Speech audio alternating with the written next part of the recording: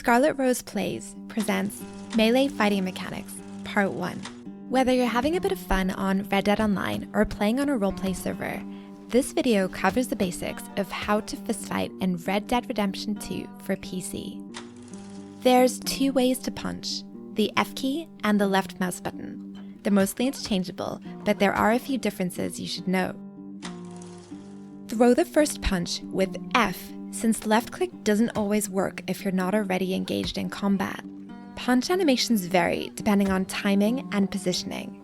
If you're a few steps back from your opponent, you can use F, not left click, to deliver a running punch. To block, press R.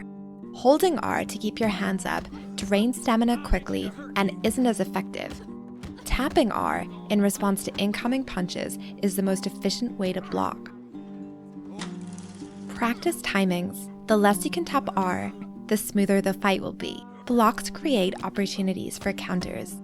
When you see the stagger animation, this is your chance to strike. It's best to throw only 1 or 2 punches at a time to avoid getting countered yourself.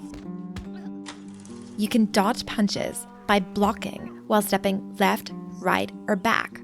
While these are a little tricky to get right, you can follow them up with a punch for some fantastic looking counters. That's the basics covered. Now let's look at damage and stamina. You take a bit of damage when blocking, but when you block, your opponent actually takes more damage than you.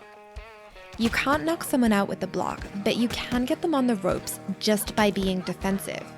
Some people take advantage of this and wait for you to throw the punches first. They block, you take more damage, and they take the counterpunch. The way to handle this is patience.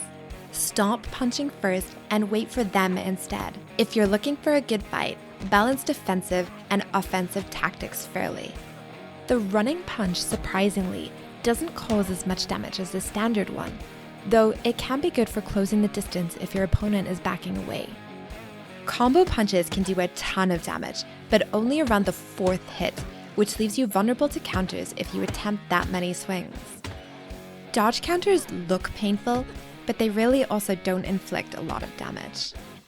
Basic punches and blocks are really all you need, but fancy footwork, dodges, and varied punches show off your skill and add to the spectacle of a fight. Punches don't use stamina to throw.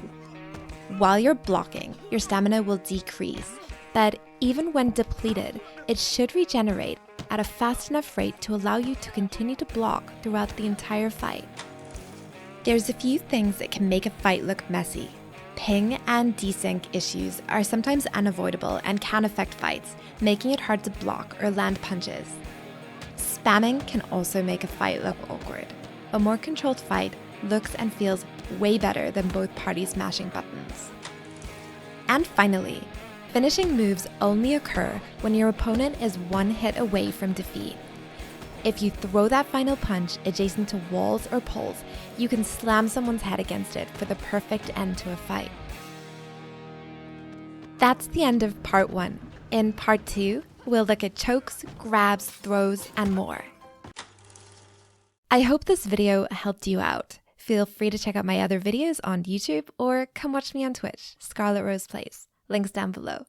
Thank you so much for watching. See you next time.